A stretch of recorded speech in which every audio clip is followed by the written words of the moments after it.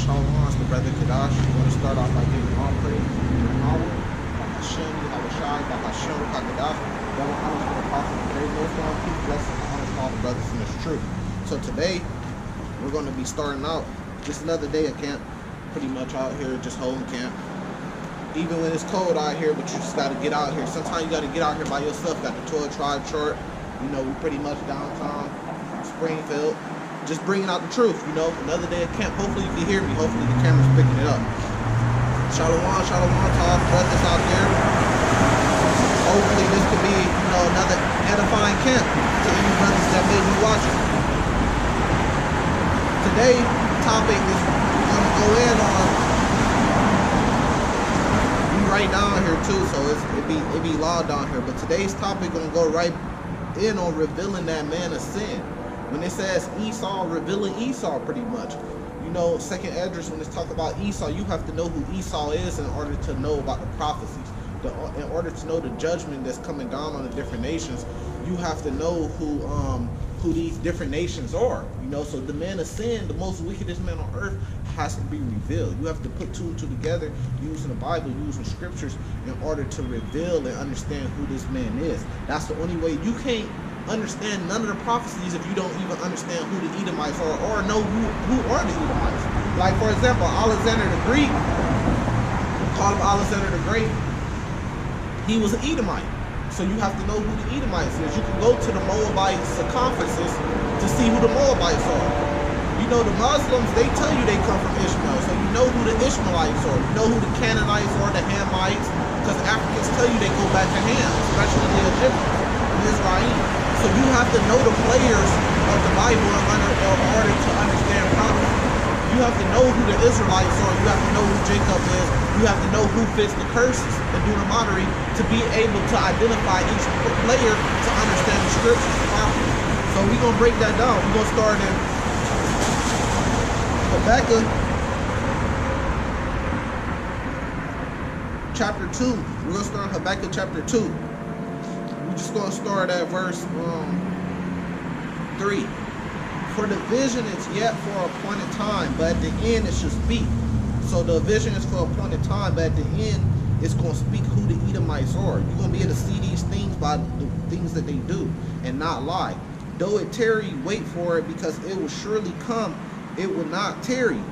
So you have to wait until this certain time, and the Lord's going to wake up our eyes in order to see these different things and be able to understand these different things and understand the prophecy, which goes along into understanding who everybody is and all the players and who all the players are. It says, behold, his soul which is lifted up is not upright in him, but the just shall live by his faith. And faith also goes into it, because by reading the scriptures and by the evidence, we have faith in those evidence. His historic evidence and evidence according to the Bible, we have that faith that we believe we know who the Edomites are. So faith goes into it too. Because I can show you evidence of a lot of different things, but you still have to have faith in what I'm showing you in order to believe it.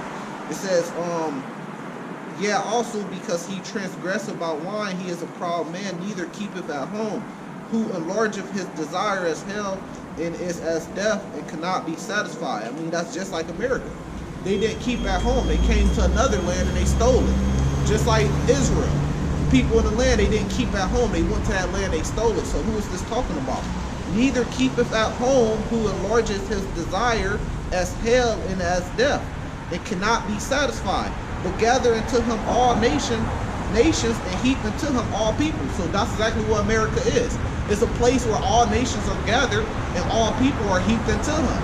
So that's why by reading the scriptures, we can understand who the Edomites are, who these people are, the different players, because there's no such thing as an America in the Bible. So you have to understand who the people go back to biblically, who fits the prophet. It says, should not all these take up a proverb against him and a Talmud proverb against him, and say, woe to him that increaseth that which is not his? How long to him that letteth himself with thick clay? Shall they not rise up suddenly and shall bite them? Thee and awake that shall vex thee? that thou should be booties for him. So pretty much it says, verse 8, because thou hast spoiled many nations, all the remnant of the people shall spoil thee. Who spoiled many nations? Who's went around the whole world giving you Christianity, you know, being a Catholic, telling you democracy is the way for people to live, and telling people what they can and what can't do in their lands? Who spoiled many nations? It says, spoil thee because of man's blood, and for the violence of a land in the city and all that dwell therein. Woe to him that covets and evil covetousness to his house, that he may set his nest on high, that he may be delivered from the power of evil. Thou hast consulted shame to the house by cutting off many people, and hast sinned against thy soul. This is the point. It says, woe to him that buildeth a town with blood, and establish a city with iniquity. So how was America established? It was established with iniquity.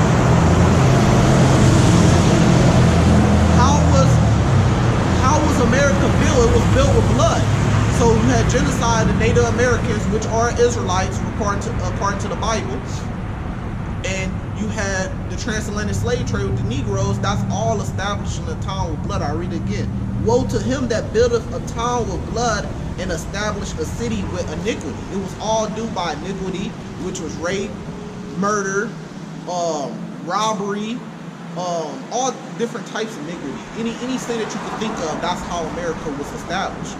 You know, now that it's established, it's supposed to be holy, but it's not. You know, you swear in on the Bible, the president, but they don't follow the law, statutes, and commandments of the Bible. When you go to court, you kind of got to raise your right hand up to the Bible and put your hand up to the Bible, but they don't follow any of the laws that's written in the Bible. This is jumping to Malachi chapter 1.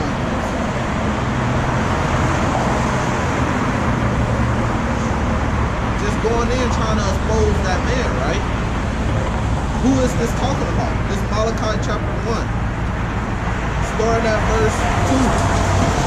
I have loved you, saith the Lord, yet ye say, wherein hast thou loved us?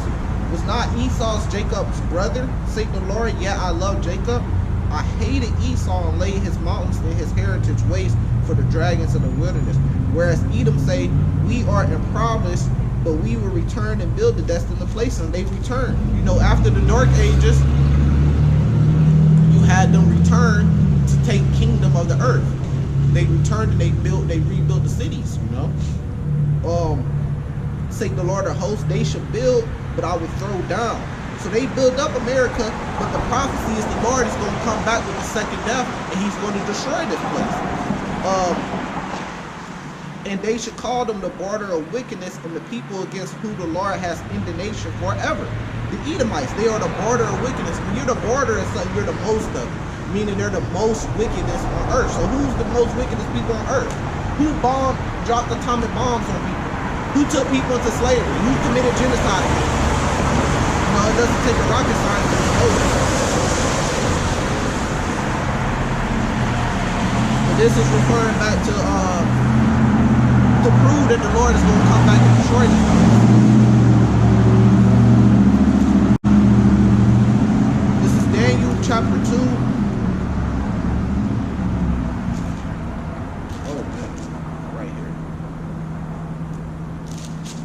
Daniel chapter 2, verse 44. And in the days of these kings shall the God of heaven set up a kingdom which should never be destroyed. And the kingdom should not be left to other people, but it should break in pieces and consume all these kingdoms, and it should stand forever. So when the Lord comes back to set up his kingdom, all the rest of the kingdoms he's going to break in pieces. And then he's going to set up his kingdom. So is this place going to be broken in pieces? Yes. All kingdoms will be broken in pieces. You know, this is Job chapter 20. Starting at verse 18. That which he labored for shall he restore, and he should not swallow it down. According to his substance shall the restitution be, and he should not rejoice therein, because he has oppressed and has forsaken the poor.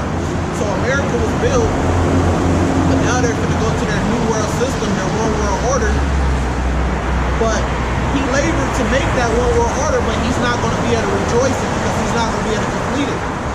says, because he has oppressed and forsaken the poor. Who's oppressed and forsaken the poor? Because he has violently taken away an house which he buildeth not. So, like America was built on the backs of slaves, he violently took this way, a house that he buildeth not. It was the land of the Native Americans before he came and took it. It says, surely, you know, made a whole bunch of peace treaties and stuff like that, and went back on all of them. He didn't keep his word. You know, surely he should not feel quietness in his belly. He should not save that which he desired. There should none of his meat be left. Therefore should no man look for his goods. And in his fullness of his sufficiency he should be in straits. Every hand of the wicked should come upon him when he is about to fill his belly. So when he's about to fill his belly and he's about to complete his new world order, which is what this digital currency and the whole, you know, jab, the vaccines, all that stuff, Bitcoin, all this stuff is going to a new world order where everything's going to be digital. When he's about to fill his belly, God should cast fury of his wrath upon him and should rain it upon him while he's eating. So right when he's about to fulfill his one world order, his new world order, the Lord is going to come back and destroy it. He's going to come back and take him down and destroy him, so he ain't going to be able to succeed in doing that. So who's attempting to start this whole new world order? I mean, the facts point to the man himself. It says, this is how he's going to be destroyed. Verse 24. He should flee from the iron weapon, and the bow of steel should strike him through. What's the iron weapon and the bow of steel that's going to strike him through? It's his own nuclear weapons. Because when you understand that the Lord gave the world the technology in order to make the internet, in order to make nuclear weapons, these different things, everything in the world, the Lord gave the world the technology to make that. So the Lord blessed them with that sword. The Lord is going to take that same sword. How did they get America? With the sword. How are they to stay in power? With the sword. If a nation don't comply with what they want, what do? They put sanctions on them. If the sanctions don't work, ultimately they go to war with them, with the sword. So the Lord blessed them with that sword, but the Lord will come back and take that sword and use it against them. It says, it draweth and it cometh out the body, yet the glittering sword coming out the gale, terrors are upon it. So what's a glittering sword?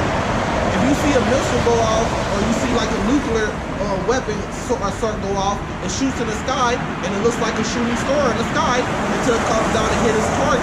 That's what it's talking about. That's what it's going to destroy you. This is 2 Thessalonians chapter 2, verse 2. Verse 1. Now we beseech you, brethren, by the coming of our Lord Yahushua, and by our gathering together unto him, that ye be not soon shaken in mind or be troubled, neither by spirit, neither by word, nor by letters or from us, as the day of Yahushua is at hand. Let no man deceive you by any means, for that day should come, except there come a falling away first, and that man of sin be revealed, the son of perdition. So in Malachi chapter 1, it told us that Esau is the border of wickedness. Now in 2 Thessalonians chapter 2, it's telling us that the man of sin, which will be the man that is the border of wickedness, is going to be revealed. Through the scriptures, through faith, we know that's talking about Esau, the Edomites. It says, who opposeth and exalteth himself above all that is God. Who told you that there is no Lord and told you that they're greater than the Lord? Who's called like this? It says, or that is worship, so that he as God sitteth in the temple of God, showing himself that he is God. So who gave you the image of Jesus Christ? Who painted the images of Lord as him? If you go on Google and you type in God, who image pop up? If you go on Google and you type in Jesus Christ, who image pop up? That's the man of sin, the man that told you that he was God. He said it in temples of God, showing himself that he is God. That's who he's talking about. Type in God on the internet, who pops up? That image, that's the man of sin. That's the Edomites. Here, let me jump back, but there's also going to be a revealing of our Lord too, his true image. This is 1 Thessalonians chapter 1, verse 7. And to you who are troubled, rest with us, when the Lord Yahushua should be revealed from heaven with his mighty angels. Why are his angels mighty? Because they're coming back to destroy. They're coming back to go to war. And he's going to be revealed from heaven, meaning the skies. He's going to come out pursuant to 2nd Esdras chapter 13, he's going to come, and when they see him, they're going to try to fight against him in the skies. They're going to tell you that it's aliens. They're going to tell you that they're coming to take over the earth, but really it's just the Lord coming back, to take over the earth, to set up a kingdom and destroy all the other kingdoms. They're going to fight against them and try to subdue them, but they're going to be utterly destroyed. That's where you get your movie.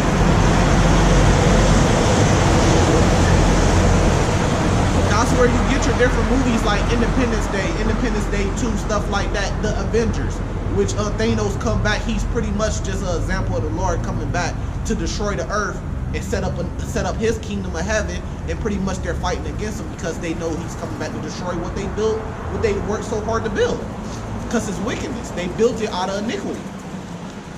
This is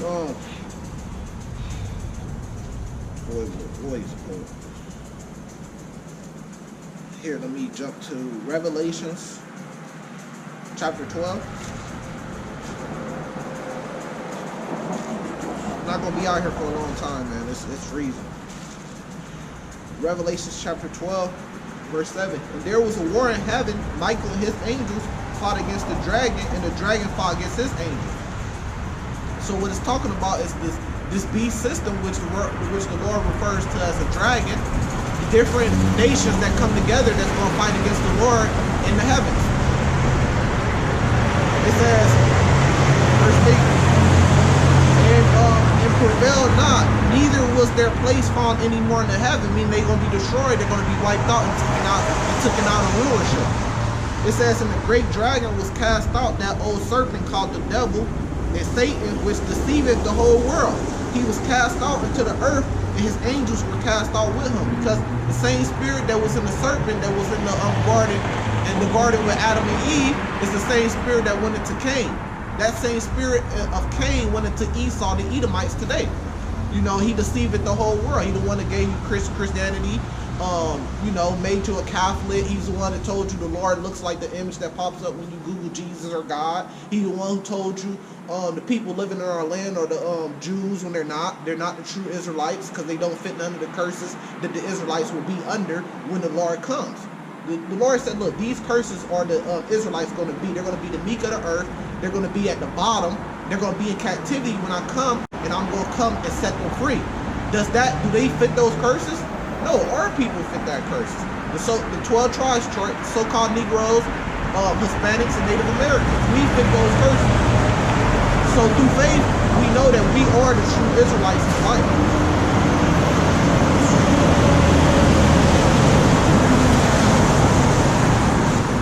This is Revelation chapter 13, verse 15. And this is what it's leading up to. So you have to know the players in order to know what prophecy is going to be fulfilled. Verse 15. And he had the power. Who is the he? We just went over that. It's the man of sin, the man of perdition. It's the Edomites. He had the power to get life into the image of the beast, his whole new world system. That's the image. Democracy. And whatever new world system that they finna come with, that's the image. And the image of the beast should both speak and cause that as many as will not worship the image of the beast should be killed. If you ain't getting down with their new world order that they're coming with, making everything digital, you're going to be persecuted.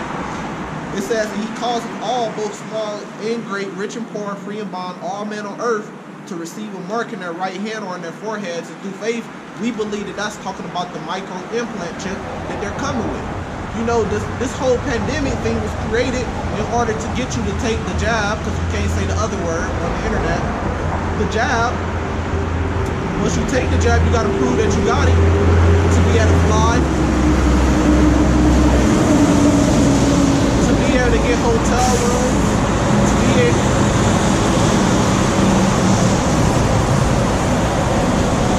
to be able to go back to school, to be able to go back to work. You're going to have to prove that you got the jab. And how are you going to do that? You're going to do that by digital. And what's going to be one of the digital things? You're going to get a chip in your right hand, and they're going to be able to scan it with different machines and with their phones in order to see if you got your jab, or for your money. You're going to use that like Bitcoin, like it's a digital currency. You're going to be able to use your chip to pay for everything. Instead of scanning your credit card and spreading more viruses, you're going to be able to just scan your hand. And then when you look at the richest man on the earth now, which is Elon Musk, he has a company that's developing a narrow chip that they're going to put in your forehead. So that's what it means when it says he causes all, both small, great, rich, and poor, free and bond, to receive a mark in their right hand or in their foreheads. And this is the point, that no man may buy or sell, say that he had the mark or the name of the beast or the number of his name. Here's the wisdom: let him that has understanding count the number of the beast, for it's the number of a man, and his number is 666, which goes back into their technology. When Bill Gates came out, he came out with a patent on electronical identification, something that got to do with an implant chip, a micro implant chip, and the patent of it was 060606.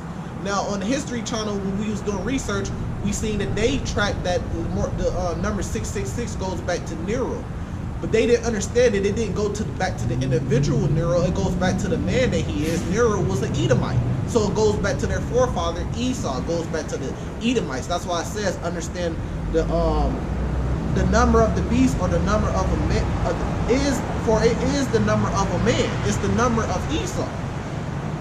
You know, so we understand that by breaking down these scriptures, by going into different scriptures. But the point is that no man might buy or sell, say he had the mark of the beast. And who's going to cause that? Who's going to be the man to introduce that to the earth? It's going to be the Edomites. So then, when you get the full understanding, you could get to 2nd Esdras chapter 6, and then you understand what it means when it says 2nd Esdras chapter 6 verse 8. When he said it to me from Abraham to Isaac, when Jacob and Esau were born of him, Jacob's hand held the heel of Esau, and that was spiritual, because that was prophecy that Esau would get to rule the earth first, as he's ruling right now in his kingdom. Then the Lord will come back and destroy it. In Daniel chapter 2 verse 44, he will set up the kingdom of heaven, and then Jacob will rule the earth forever. Then that's the whole prophecy of Jacob holding Esau heel when he came out, meaning Esau kingdom will be first, and then Jacob, the kingdom of heaven. This is the point, verse 9. For Esau is the end of the world, Jacob is the beginning of it that follow. What does that mean? That means that Esau will be ruling the earth at the end of the world when the Lord comes back. Then when the Lord comes back, he's going to set up a new kingdom, which is the kingdom of heaven, which will be the Israelites. It speaks about that in Revelation 21. Let me grab it.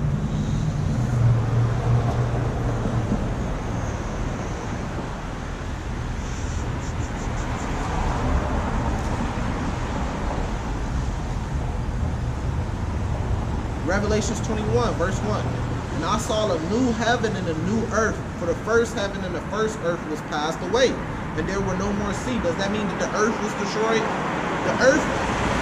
The kingdoms on the earth is going to be destroyed, but the literal earth itself is not going to be destroyed. It's still going to be here. So what it means when it says, I saw a new heaven and a new earth, it means a new kingdom. Just like in Daniel chapter 2, a new kingdom for the first heaven and the first earth was passed away. What does that mean?